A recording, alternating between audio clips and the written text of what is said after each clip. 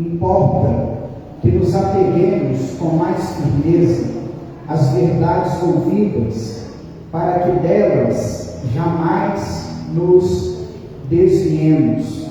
Se, pois, se tornou firme a palavra por meio dos anjos, e toda transgressão e desobediência recebeu o justo castigo, como escaparemos nós, se negligenciarmos tão grande salvação, a qual tem sido anunciada inicialmente pelo Senhor, e foi-nos depois confirmada pelos que a ouviram? Versículo de número 1. Por esta razão importa que nos apeguemos com mais firmeza às verdades ouvidas, para que delas jamais nos desviemos. Deus, eis aqui a tua palavra que foi lida e será ministrada aos nossos corações nessa noite de domingo. Eu agradeço ao Senhor pelo privilégio, pela oportunidade de ter essa palavra diante dos nossos olhos, e pedimos a Deus que através desta palavra o Senhor possa falar conosco aqui neste lugar, Pai. Eu sei que o Senhor já está presente aqui desde a oração inicial. Eu sei que o Senhor sonda os nossos corações. Eu sei que o Senhor tudo conhece. Eu sei que o Senhor tudo sabe. E nós pedimos ao Senhor para que esta palavra alcance o nosso coração na tua presença, Deus. Que não seja uma mensagem vazia, fria, que não sejam palavras lançadas ao vento, mas que seja a tua boa palavra, a tua eficaz palavra, como o próprio escritor de Hebreus nos ensinou, a tua palavra, que é a única capaz de penetrar tão profundamente no homem, a ponto de separar juntas e medulas, alma e espírito. Só a tua palavra é capaz de algo tão profundo. Então que essa palavra possa alcançar o nosso coração nessa noite. Essa é a nossa oração, em nome de Jesus. Amém. Pode se sentar, meu irmão. Glória a Deus.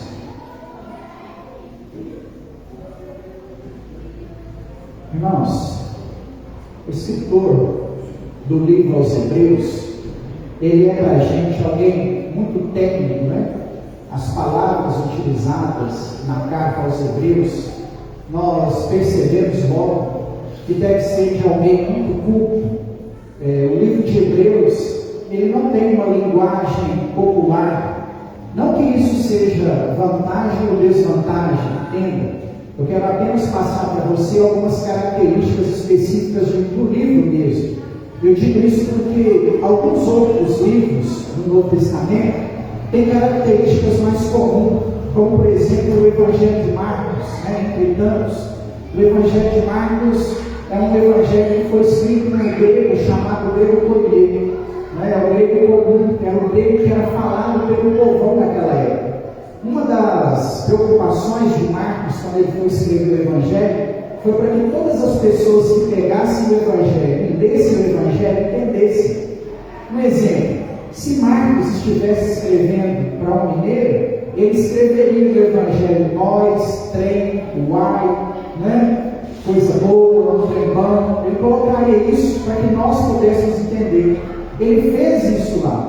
Isso aí foi uma coisa tão marcante do Evangelho de Marcos, que quem era judeu não aceitou palavras tão comuns do vocabulário grego daquela época estarem algo tão precioso quanto a biografia de Jesus. E Mateus escreve o seu Evangelho para corrigir isso.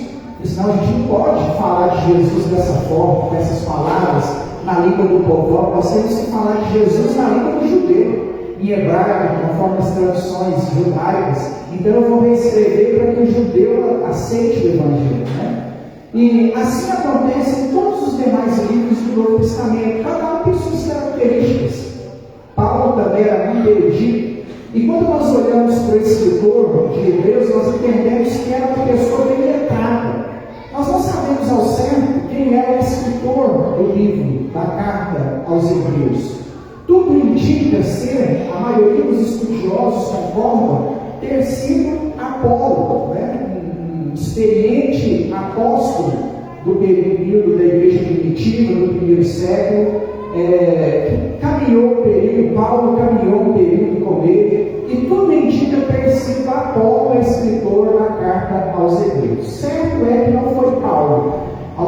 pessoas entendem ter sido Paulo por causa da linguagem erudita, mas embora a linguagem seja uma linguagem erudita, sai fora das demais características das outras cartas do apóstolo Paulo, então ele não fugiria à regra nenhuma só.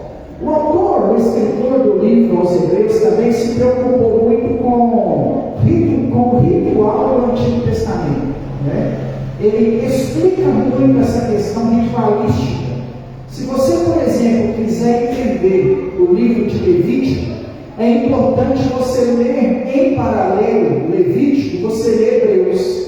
Levítico dá a lei do ritual, e Hebreus traz o cumprimento dessa lei apontando para Jesus, né?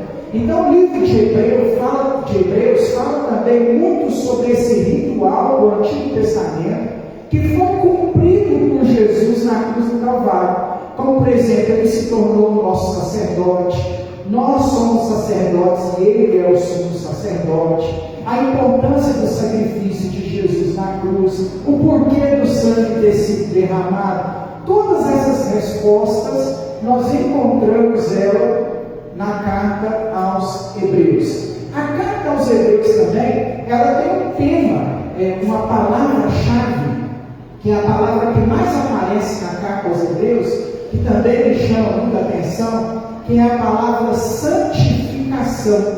A palavra santificação é uma das palavras que mais aparecem dentro dessa carta. Não é à toa. Também Levítico aparece: sede santo como o Senhor nosso Deus é santo. Em Hebreus também aparece: sede santo porque eu, o Senhor, sou santo.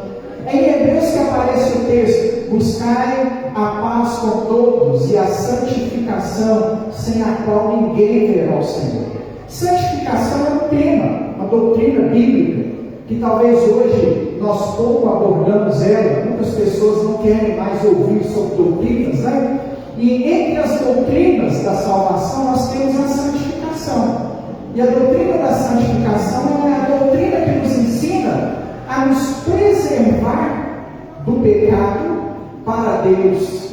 É a doutrina que nos ensina a nos separar das coisas deste mundo para servir ao Senhor.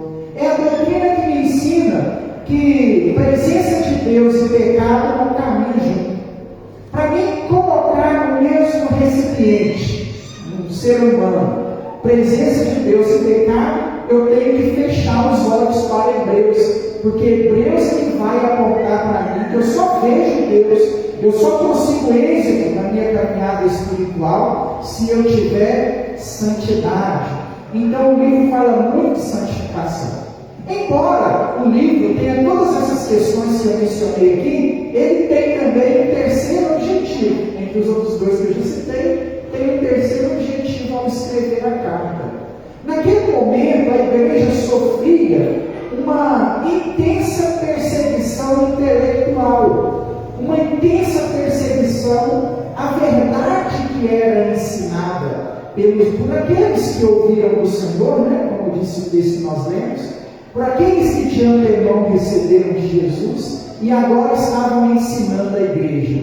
Aquilo estava sendo ferozmente combatido. Muitas pessoas estavam se levantando, inclusive contra o ministério do apóstolo Paulo. A carta aos Hebreus e a perseguição ao ministério do apóstolo Paulo em Corinto é mais ou menos na mesma época. A igreja sofre uma grande perseguição em cima daquilo que estava sendo ensinado. Eu quis separar esse texto, eu quis falar um pouco sobre Hebreus, justamente para a gente poder chegar nesse ponto. Hoje, nós vivemos um ataque feroz em cima daquilo que é considerado as verdades bíblicas. Não muito diferente do período em Hebreus, a igreja hoje sofre um ataque em cima daquilo que nós consideramos certo ou errado. Várias pessoas hoje querem servir a Deus de acordo com o seu próprio pensamento. Irmãos, nós não podemos fechar os nossos olhos. A nossa geração não é uma geração apaixonada pela Bíblia. Infelizmente, nós dizemos isso com muita tristeza no nosso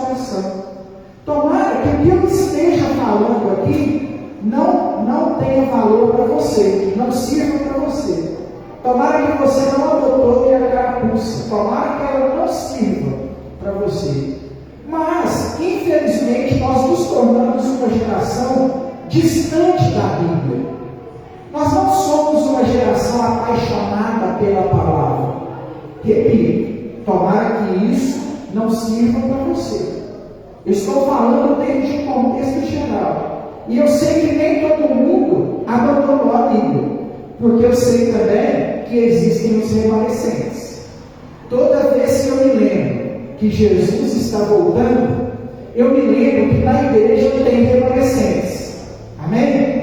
Tem quem está orando, tem quem está lendo a Bíblia, tem quem está vindo aos cultos, tem quem está trabalhando para o Senhor, tem quem está com o coração aceso, com a chama do Espírito Santo acesa. Eu sei que nós temos remanescentes. E eu oro para que aqui na Atos tenha muitos remanescentes, em meio a uma geração que está se perdendo, relacionado a principalmente as verdades da palavra de Deus. Nós nos tornamos uma geração distante da Bíblia. Irmãos, os nossos seminários que antes formavam pastores estão fechando, falidos, sem alunos, sem pessoas que se interessam em conhecer a Bíblia. Não é só para formar pastores, não. Eu iniciei no seminário com uma turma de 42 pessoas. Quando eu cheguei no seminário, no primeiro dia, nós éramos 42. Pouquíssimos tinham chamado ao ministério naquela turma. Poucas pessoas tinham chamado ao ministério naquela turma. A maioria que estava ali querendo conhecer mais de Deus. O seminário não forma só pastor. O seminário forma pessoas que querem conhecer mais a Deus. E hoje os nossos seminários estão falidos. Deus continua chamando vocacionados, mas eles sempre foram menos nas salas de seminário, né? Eu comecei numa sala com 42 pessoas, quando eu fiz o curso de bacharel em teologia, lá em Belo Horizonte, no seminário desse, não foi online. Esses dias eu parei no lugar, estava conversando com uma pessoa, a pessoa falou: você fez online? Eu não fiz online, eu fui lá. Né? Eu era novo, tinha 17 anos, estava na flor da idade. Meu pastor queria que eu fizesse modular, mas eu falei: não era casado, não tinha compromisso, eu vou entrar no seminário mesmo, tempo integral. Né? A igreja me ajudou com uma boa parte do curso, mas o restante eu ainda saía para trabalhar fora, para pagar. E quando eu cheguei naquela turma com 42 pessoas, eu pensei assim: não vai sair um pastor aqui, né? Aí eu descobri que poucos tinham chamado ao ministério. Durante o curso, uma grande parte da turma foi desistindo.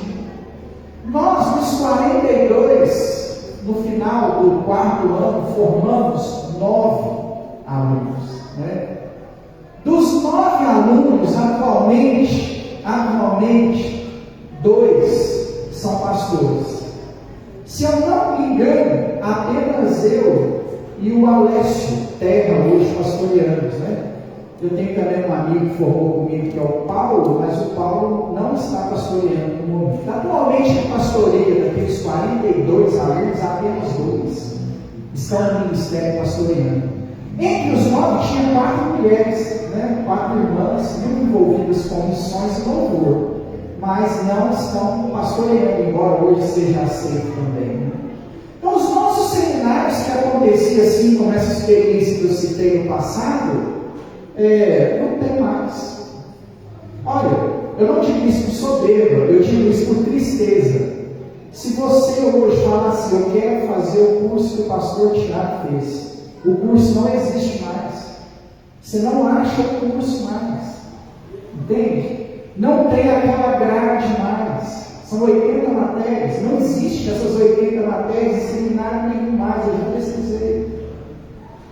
Então, assim, por que tudo isso acontece? Por causa da nossa falta de interesse relacionado ao conhecer a Deus através da sua palavra. Infelizmente, acaba sendo uma característica do nosso tempo Os nossos pastores estão se formando em administração. Você vai ver quem é o pastor da maior igreja da cidade, ele tem teologia, não, ele tem administração. Você vai ver quem é o pastor fulano de tal, ele é formado em empreendedorismo. Ele não é formado em teologia. A partir do altar, a partir da nossa liderança, nós estamos pegando a Bíblia e colocando ela de lado. Então nós sofremos um grande ataque também intelectual. Não é um ataque parecido com o que acontecia na época dos Hebreus, do livro da carta aos Hebreus. Porque o ataque que acontecia no período da carta aos Hebreus era um ataque filosófico. A filosofia de Sócrates, Platão, Aristóteles, ela surge entre o século 3 e 4 a.C. Na hora que esse movimento, na hora que o cristianismo nasce, o movimento filosófico é o auge do mundo atual. A filosofia, os mestres filosóficos, os filósofos se assentavam nas praças bem vestidos e as pessoas sentavam em sua volta para ouvir a sua sabedoria. Eram os movimentos filosóficos no primeiro século da igreja que estavam no auge. E esse movimento filosófico é um movimento que persegue os ensinamentos da igreja para aquela época. Por quê? Tudo o que o cristianismo ensinava ia contra os movimentos filosóficos. A filosofia, os exemplos mais pequenos, a filosofia ensinava no primeiro século que felicidade era passageira e que ela era inalcançável. O cristianismo pregava a verdadeira felicidade só em Cristo. Para nós hoje parece uma coisa muito simples, mas para aquela época era algo debatido durante décadas, um contra o outro, filosofia contra cristianismo. Quando a Bíblia diz assim, a letra mata e o espírito vivifica, muitas pessoas pensam que a letra é o muito conhecimento da Bíblia. Não é, irmãos. A Bíblia, qualquer tanto que você conhecer, ainda será pouco e ainda terá mais para você conhecer. Não é? Se eu não me engano, Spurgeon, quando terminou de ler a Bíblia pela vez de número 300, perguntaram para ele assim, você já leu 300 vezes, o que você precisa agora? Você já sabe tudo? Ele falou assim, não aprendi nada, preciso ler de novo. Abriu em Gênesis e começou a ver os 301. Eu conheço, o pastor Augusto, pastor da convenção nossa, na igreja de Abaeté, que há pouco tempo testemunhou para a gente ter lido a Bíblia 290 vezes, e ele catalogou. Todas as vezes ele estava com um pacote de plano de leitura bíblica, 290 planos de leitura bíblica marcados com um xizinho do pastor dele. Enquanto eu estiver vivo, enquanto eu der conta de chegar, eu vou continuar lendo, eu não vou parar. Então qualquer canto que você conhecer da Bíblia ainda será insuficiente, nunca será suficiente. Não é a letra da Bíblia que mata. Quando Paulo diz, Paulo diz isso, que a letra mata o espírito vivifica, fazer atenção ao texto que tinha no Antigo Testamento, não é a letra da Bíblia, é a letra da filosofia. Porque quem mergulhava na filosofia acabava morrendo espiritualmente e não era vivificado pelo Espírito Santo de Deus, que entrava na vida da pessoa através daquilo que estava sendo ensinado pelos apóstolos. Então, o ataque que a igreja sofria naquele período era um ataque filosófico, era um ataque intelectual. E a carta aos Hebreus, ela vem trazer uma observação no versículo que nós é um dos textos, a carta é cheia de textos assim. Mas inclusive no capítulo 12. Mas no capítulo de número 2, versículo de número 1, ele já começa a trabalhar o assunto, a qual é um dos objetivos dessa carta que está sendo escrita. Se apegar à verdade. Cuidado, meu irmão, cuidado, minha irmã, com as mentiras que estão sendo ensinadas no nosso tempo. Como disse aqui, nós somos ou queremos ser remanescentes nessa geração. Eu não sei você, eu quero ser remanescente nessa geração. Eu quero ser um dos poucos escolhidos entre muitos chamados.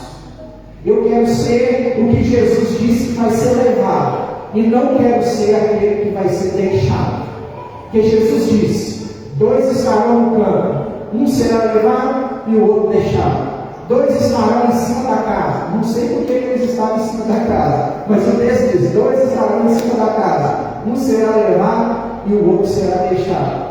Nós vivemos uma geração onde um será levado e outro será deixado. Essa fala é para a igreja. Não é levar um da igreja e deixar um do mundo, não. É levar um da igreja e deixar outro da igreja. Eu quero ser um daqueles que será levado, não que será deixado. Para que nós sejamos o que será levado e não deixado, nós precisamos ser remanescentes nessa geração. E ser remanescente nessa geração, irmãos, é nos apegarmos, como diz o texto que nós lemos, com firmeza às verdades da Bíblia, da palavra de Deus. Nós precisamos entender que nós não servimos a Deus de acordo com aquilo que nós pensamos. Eu não sirvo a Deus do jeito que eu acho que é. Você sabia que isso hoje é muito comum no nosso tempo? A pessoa simplesmente considera o pastor exagerado e fala assim: não acredito. Eu entendo que é assim. E muitas vezes, a pessoa que diz que entende que é assim, ela não entendeu que é assim baseado no texto bíblico.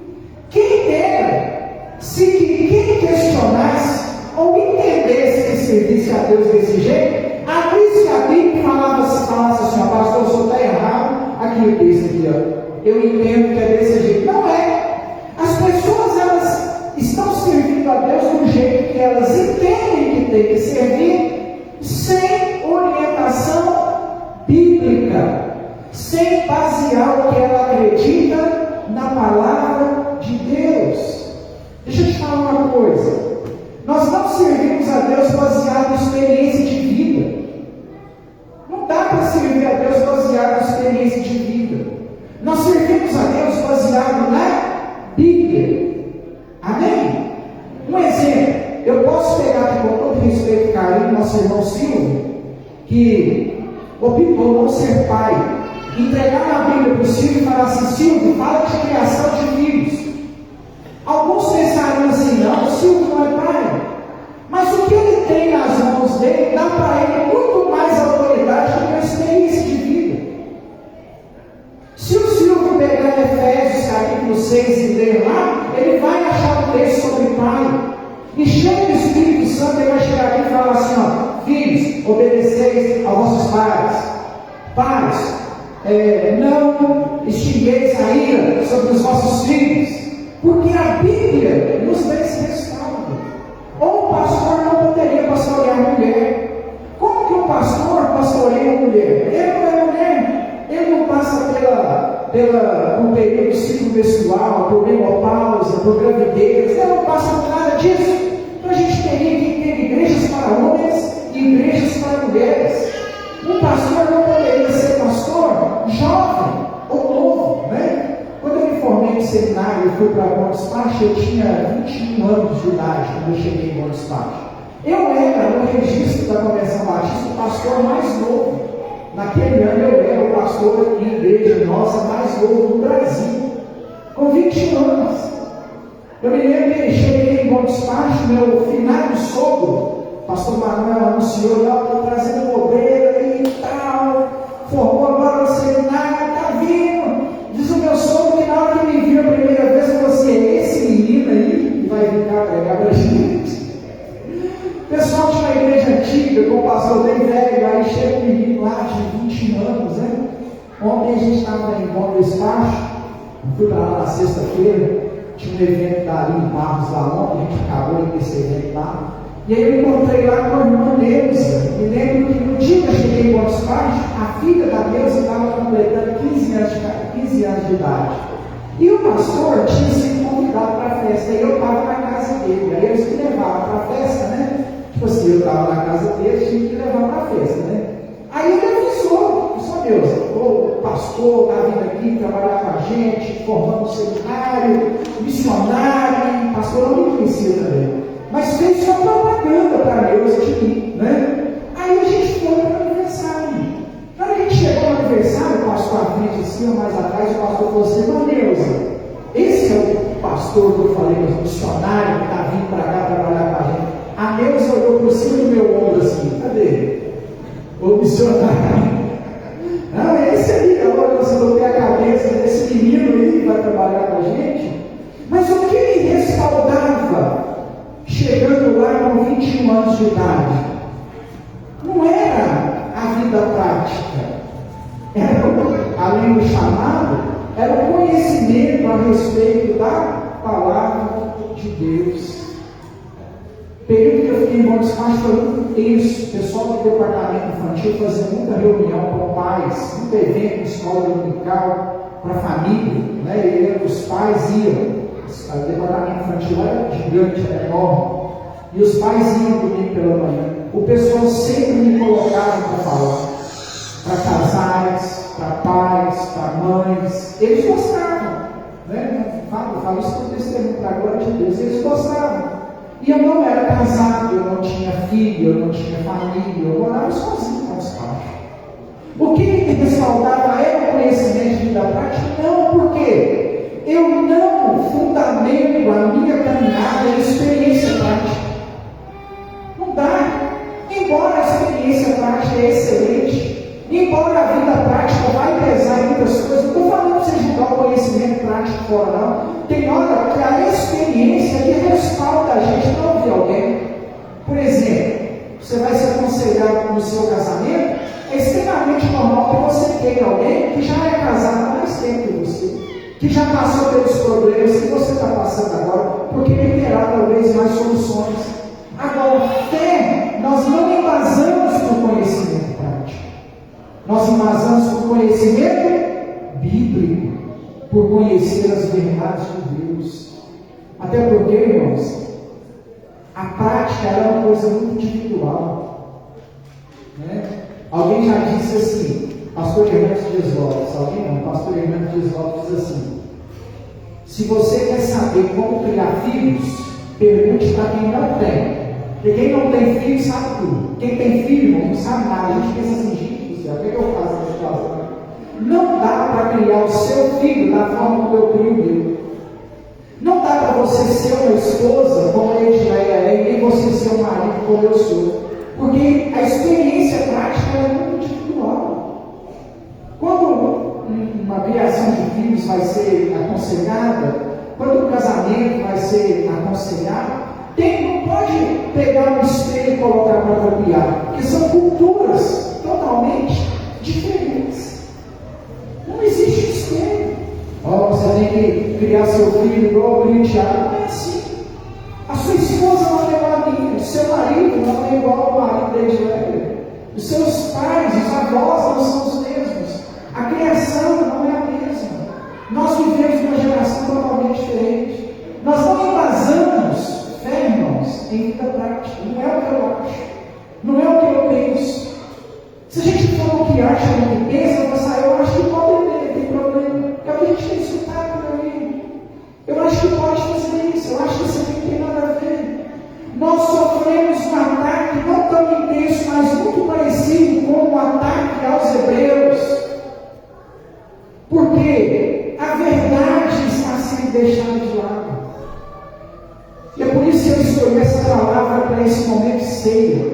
Não tem momento melhor para que nós olhemos para a Bíblia, para as verdades a respeito dos céus, para as verdades a respeito da eternidade. Não há momento melhor do que diante da mesa da ceia do Senhor. Porque você vai participar da ceia nessa noite, você vai tomar a ceia. E a minha pergunta para você nessa noite de ceia é justamente essa: como que está o seu apego com essa verdade? O seu compromisso com essa palavra? Não é sobre o que o pastor Tiago pensa, não é sobre o que o pastor Tiago acha, não é sobre o que você pensa, não é sobre o que você acha. Nós entendemos que servimos a Deus pela eternidade. Amém? Você serve a Deus com fidelidade. Isso significa que aqui nessa terra você tem que agradar a Deus. Amém? E aqui está como agradar o Senhor. Se eu quero agradar a Deus, eu devo obediência a essa palavra, porque é assim que eu agrado a Deus. Pastor, está no meu coração fogo queimando, querendo agradar o Senhor. O que eu faço, pastor? Obedeça essa palavra. É assim que nós agradamos a Deus. Não é como você pensa. Esse assunto na Bíblia, para mim, ele tem um destaque. Alguém que quis servir a Deus, tem muitos, mas eu gosto muito desse. Alguém que quis servir a Deus como acha que tem que servir. Saul. Saul serviu a Deus como ele achava. Ele recebeu na ordem uma palavra, não era a Bíblia escrita, mas o profeta chegou para ele em nome de Deus e falou: vai, destrói, mata, põe fogo na plantação, não traz nada de lá. Aí o Saul foi. Na hora que ele chegou lá, as ovelhas estavam gordinhas, as vacas davam 15 litros de leite de manhã e de tarde, as hortas da plantação, o trigo estava todo florido. O que Saul faz? O profeta mandou destruir, mas eu acho que eu posso levar. Eu imagino um rei que enfia a espada na barriga da mulher grávida e que poupa a vida do velho rei daquela nação e leva ele vivo para Israel. Ele chegaria lá se não fosse Samuel enfiar a espada nele antes de chegar em Terra Santa.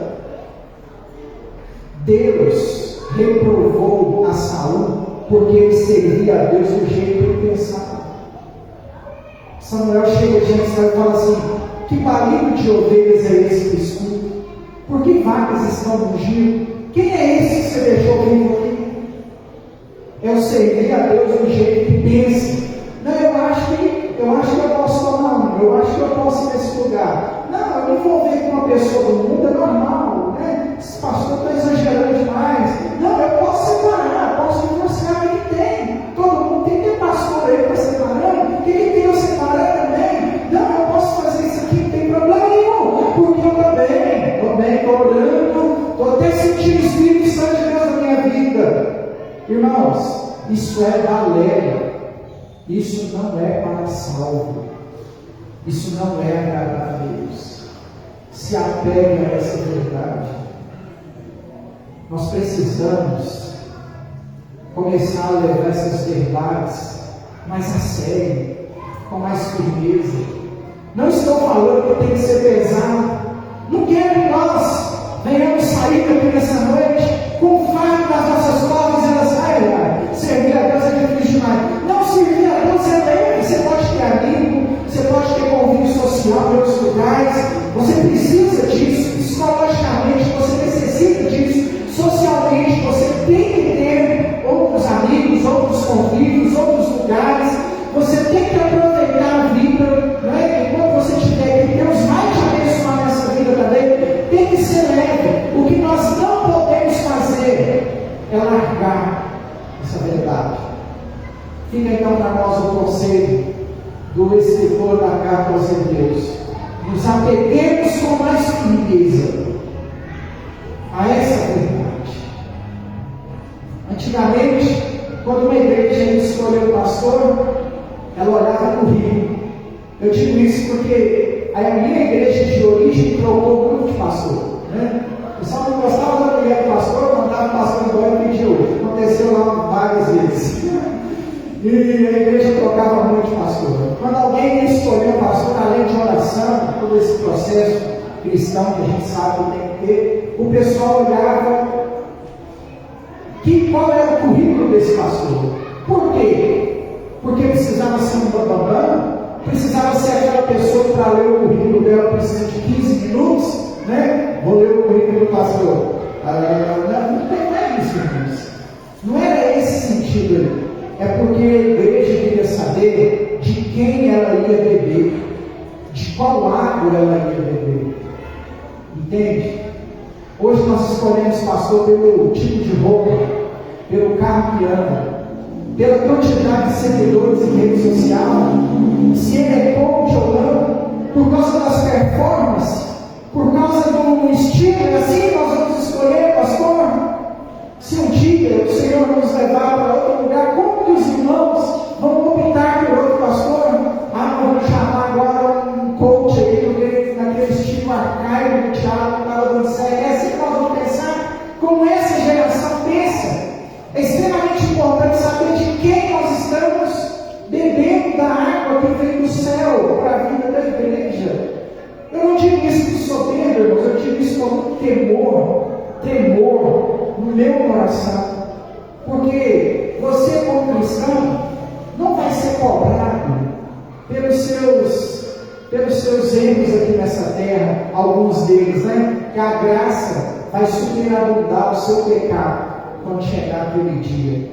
Já aquele que exerceu o ministério, embora seja o bem mais precioso, a posição mais preciosa dessa terra, dará conta de cada palavra ensinada. Se eu te ensinar uma bobeira e você aprender isso, e correr o risco de perder sua salvação por causa disso, eu serei cobrado. Então, irmãos, nós precisamos nos apegar com mais firmeza ao que a Bíblia nos ensina. Não sei se você vai conseguir tocar uma leitura bíblica daqui para frente. O pastor falou que eu tenho que ler a Bíblia. Se isso aconteceu, eu não mentira as minhas palavras. Mas nem foi isso que eu quero deixar para você. Sabe o que eu quero deixar para você? Você está com dúvida? Você quer saber se pode ou não fazer? Consulta a Bíblia. Consulta a palavra de Deus. Pergunta para quem sabe a Bíblia. Vai, se não é o pastor, vai com o irmão que você sabe que já leu a Bíblia tantas vezes e ele pode te ajudar. Meu irmão, está um assunto assim, fala na Bíblia. Alguém que vai olhar para a Bíblia e vai falar para você, fala sobre esse assunto, fala isso. Não vai pelo que você pensa, porque a nossa geração está fazendo o que dá certo. E nós não temos que fazer o que dá certo, nós temos que fazer o que é certo. Tem uma grande diferença entre o que dá certo e o que é certo. Havia filósofos com mais seguidores do que Jesus, que ajudavam mais pessoas do que Jesus, do que Paulo. E isso não significava que eles estavam certos. O negócio era o que é certo. Em algum momento Jesus ajuntou em roda de 5 mil homens, sem contar mulheres e crianças. Fez algo que dava certo. O que dava certo? Multiplicar pão para aquela multidão. Todo mundo comeu, encheu a barriguinha, deu certo. A multidão, bem-aventurados os vós, juntou 5 mil. Palavras agradáveis que não tem que ser tiradas, não tem que deixar de ser pregadas, são palavras de Jesus. Mas era um sermão lindo, maravilhoso. Na hora que todo mundo encheu a barriguinha, Jesus chamou e falou assim: não é só isso, tem que ter parte comigo, tem que comer do meu corpo, tem que beber do meu sangue, tem que viver como eu vivo. O que aconteceu, irmãos? Você lembra o que aconteceu? 5.988 pessoas voltaram para casa. Dos 6.000, 5.988 pessoas foram embora na hora que escutaram que tinham que viver semelhante a Cristo. Ficou só 12. E Jesus olhou para os 12 e falou para eles assim: vocês não querem ir embora também? Pedro levantou e demonstrou que entendeu o que o Senhor estava pregando. Para quem iremos nós, Senhor, se só Tu tens as palavras de vida eterna? Não tem outro lugar, irmãos. Nós nos apegamos a essa verdade no Senhor. É nele, é com Ele. Seja firme a essa verdade. Quero que você me siga. Quero fazer seguidores. É um erro quem faz seguidores para si. Alguns teólogos concordam que foi um dos erros de João Batista. Fez seguidores para si. Mesmo depois de morto, os seguidores de João ainda tinham dúvidas se Cristo era o Messias porque ele fez seguidores para si. Alguns batistas mais exagerados acreditam que a igreja batista ainda é dos discípulos de João Batista, se uniram ao protestantismo em 1517, mas já existia desde aquela época. Sabe por quê? Ele cometeu o erro de trazer seguidores para si. Eu não quero seguidores para mim, eu quero seguidores para ele. Se eu souber que o número de salvos está aumentando, para mim é o que importa. É o que importa. Eu imagino que aqui na igreja isso é bem presente entre nós, né? Por favor, meu irmão, eu não te quero como seguidor, eu quero você seguindo a Cristo junto comigo. Amém? Talvez você queira ser o primeiro da fila, né? Então, vocês estão seguindo junto comigo, mas estão junto comigo, não são meus, não, são seus seguidores. Nós temos que nos apegar a essa verdade com mais firmeza. Então, nesse dia de ceia é sempre uma oportunidade de rever conceitos, ceia é sempre uma oportunidade de olhar para a nossa caminhada cristã e analisarmos como ela está. A dica dessa ceia para nós é: se apegue mais firmemente a essa palavra. Pastor, estou mais calado aqui para cá, não estou conseguindo, está difícil a batalha, a luta está grande. Se apegue, volta para fazer aquilo que está na Bíblia e agradar o Senhor de acordo com o que Ele pediu. É disso que nós precisamos, em nome de Jesus. Amém? Se coloca de pé, vamos orar.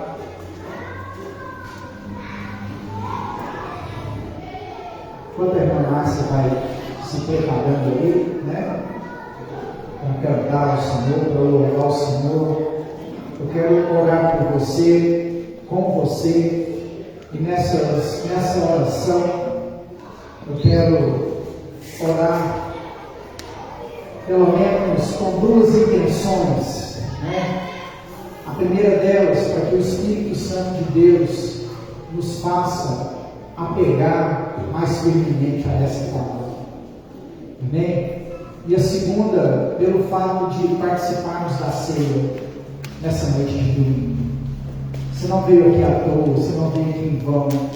Você veio aqui cear com o seu Deus. Talvez para você o mês passado foi muito difícil, foi muito conturbado. Talvez você trabalhou durante alguns domingos. Talvez você não pôde estar na igreja. Talvez você se arrastou espiritualmente durante o último mês. Mas o Senhor foi misericordioso para conosco e nos deu a oportunidade de estarmos aqui nessa noite para juntos revigorarmos as nossas forças dele. Amém? Para juntos nos robustecermos, né, do poder dele, enchermos do poder e da glória dele. E essa é a oração que você tem a oportunidade para poder fazer isso em nome de Jesus. Deus, muito obrigado por estarmos aqui nessa noite de domingo. Muito obrigado pela vida dos teus servos aqui neste lugar, Pai. Eu clamo ao Senhor, Deus, com lágrimas nos olhos te peço, Pai, com tudo que há em mim, com toda a minha alma, eu clamo ao Senhor, para que nós nos apeguemos firmemente a esta palavra, para que nós olhemos firmemente para esta palavra, em nome de Jesus, que teu Espírito Santo aumente a nossa fome, a nossa sede, por estar diante do Senhor, através desta palavra, Pai. Nós queremos apresentar ao Senhor o nosso coração nessa noite de domingo. Nós vamos participar da ceia, Senhor. Queremos que essa ceia seja um momento de reencontro contigo, em nome de Jesus. Deus, em nome de Jesus, que através desta ceia o Senhor possa visitar esse irmão que está fraco, o Senhor possa visitar esse irmão que está abatido, o Senhor possa trazer de volta, Pai, a chama do teu Espírito Santo sobre a vida desse que há muito tempo não sente a sua presença. Que nós possamos, ó Pai, em nome de Jesus, ser revigorados e fortalecidos pelo Senhor essa noite, em nome de Jesus. Amém. Meu irmão, pode participar da ceia todo aquele que é batizado nas águas por imersão, nós somos batistas, né? E acreditamos que o batismo verdadeiro é o batismo por imersão. Se você é batizado, está em comunhão com a sua igreja, com Deus, você pode participar da ceia. Se não, se assente só por um momento para facilitar o serviço dos diáconos. Mas eu queria que você entendesse esse momento. Esse momento é um momento muito importante. Então tente não deixar com que nada tire a sua atenção.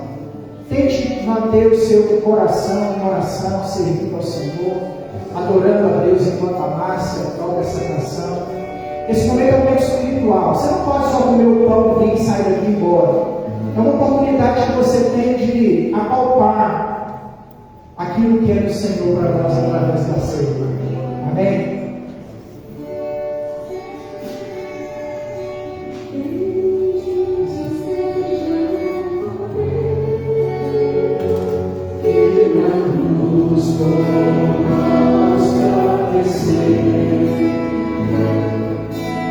Bendito seja o teu sangue, que por nós nos redimiu. Existe o sangue lavado, como assim não há ação.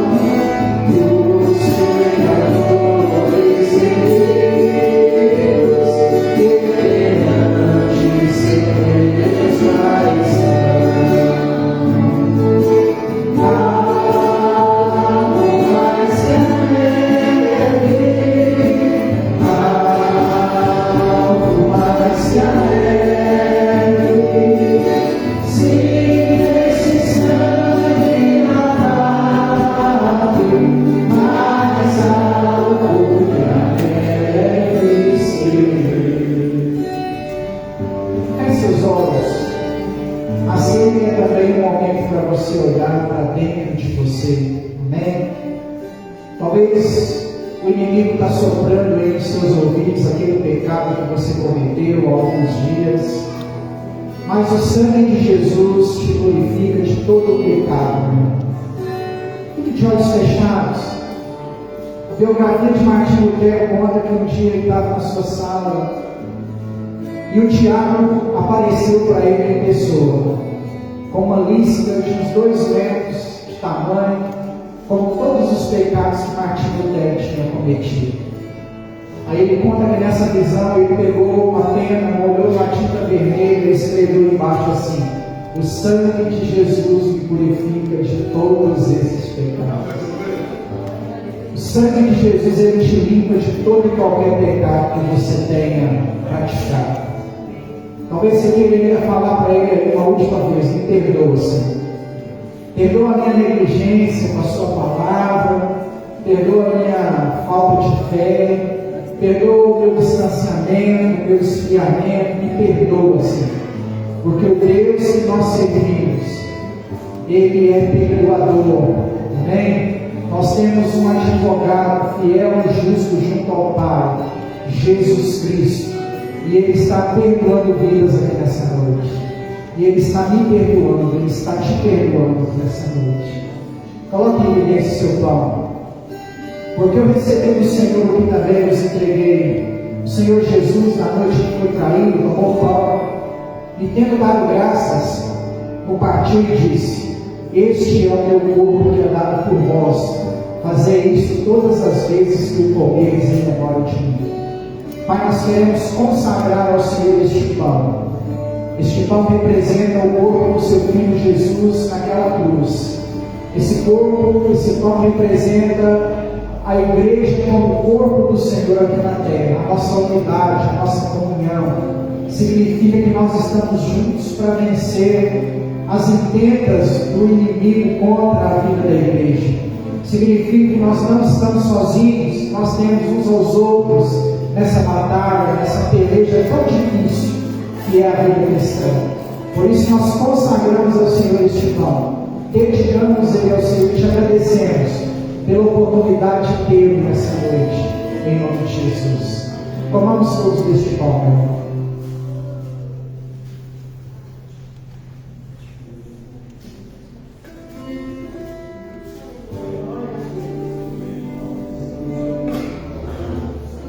Glória a Deus. Aleluia. Santo ao Senhor. Digno a saúde e honra. Meu irmão, quando a gente toma a ceia, é extremamente importante que a gente ore. Então, ore ao Senhor.